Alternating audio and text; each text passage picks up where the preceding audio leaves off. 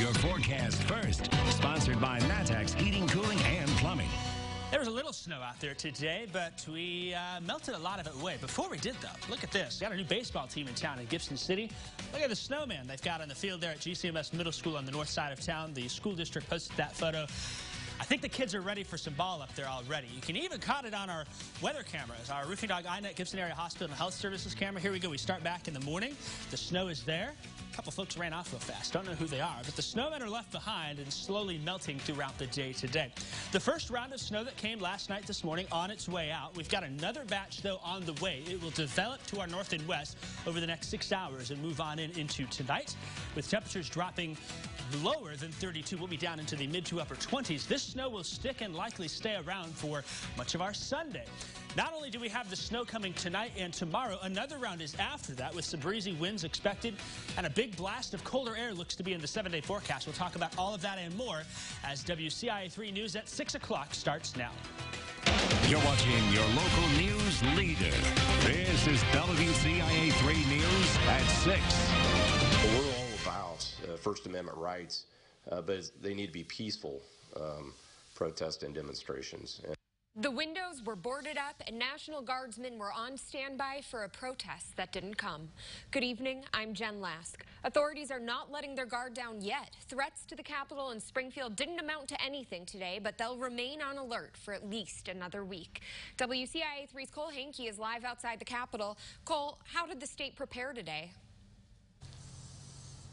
Well, the law enforcement made it clear that they were not taking any of these threats lightly. Last night, we told you about how the Capitol windows, both first floor and lower access windows, were being boarded up.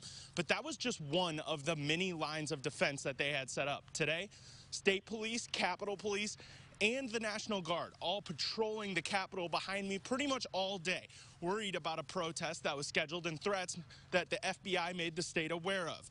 The commander of the Illinois National Guard echoed the governor, saying that there were no specific threats made to the Illinois Capitol. But he did say that the National Guard would remain deployed in Springfield as long as they needed to be. You know, I think they should feel safe now. I think the security posture is there to ensure that, to ensure our citizens that they can feel safe. And, you know, that's one of those things we're just here to ensure that something doesn't happen. There was a protest planned today out in front of the Capitol. It was another Save Our State protest, which have been happening here in front of the Capitol, in front of the Lincoln statue, pretty much weekly since Election Day. But today, only a couple of people showed up. Now, law enforcement will remain on their patrols tomorrow and throughout the rest of the week leading up to Inauguration Day. But the National Guard did say that it could last even longer than that if intelligence tells them they need to stay there longer. Jen. All right, Cole, thank you. The group See You, Showing Up for Racial Justice, is working to unify neighbors against white supremacy. They hosted a car parade and rally today. The parade started in Champaign, where people decorated their cars, and ended with a rally and socially distanced dance party in Urbana. Organizers say they're focused on moving forward.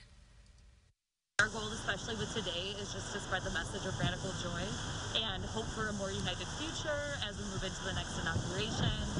The group has events planned for Martin Luther King Jr. Day. To find out more, visit our website at WCIA.com. People in Danville held 2 rallies today outside the Public Safety Building to support local law enforcement. WCIA 3's Jared Farmer was at the rally. So, Jared, can you tell us why they're showing support right now?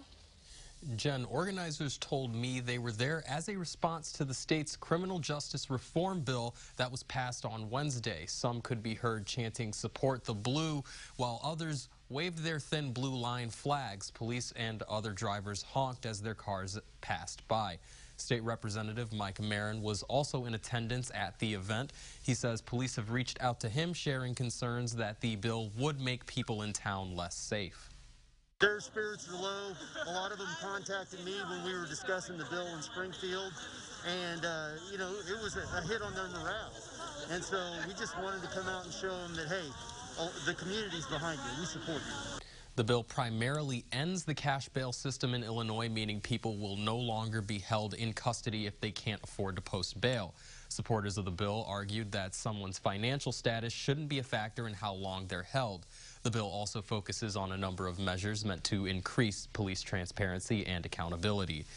The bill has passed through the state Senate and House of Representatives and is now waiting to be signed by Governor Pritzker, who has indicated that he plans to sign it into law. Jen? All right, Jared, thank you. Turning to the latest COVID-19 cases and vaccination numbers, the Illinois Department of Public Health has announced 5,343 new cases of COVID-19, including 130 more deaths. The preliminary 7-day statewide positivity rate for cases is 6.3%. As of last night, more than 781,000 doses of vaccine were given to providers in Illinois. An additional 267,525 doses have been given to long-term care facilities in the state. That brings the total Illinois doses to more than 1 million. More than 471,000 of those have been administered. Decatur City Council will discuss changing rules that could impact businesses with liquor licenses. Some people are concerned that it could hurt the health and safety of the community. WCIA3's Jamie Mays has more. Next week, the city of Decatur will meet to talk about changes to the city code that could impact businesses if it's repealed. In short, the city would lack enforcement ability for entities that wanted to violate the COVID-19 safety guidelines and rules that the state has issued. In August of last year, the city council voted to change the rules. So places like restaurants and gas stations with liquor licenses and other permits has to follow safety guidelines from the state. We could decide to repeal those changes to city code. We could decide to weaken, or we could choose to do nothing. I think there is disagreement amongst the council members about the importance of the mitigation measures that are currently being required at the state level. This meeting comes after the Macon County Board passed an ordinance on Thursday to allow indoor dining at restaurants without risk of being shut down by the Macon County Health Department. We did not, and we do not approve of going against the Restore Illinois plan that was developed by experts, by medical staff. City leaders say the safety of the community should always come first. Public safety and protecting the health of our citizens is our top priority.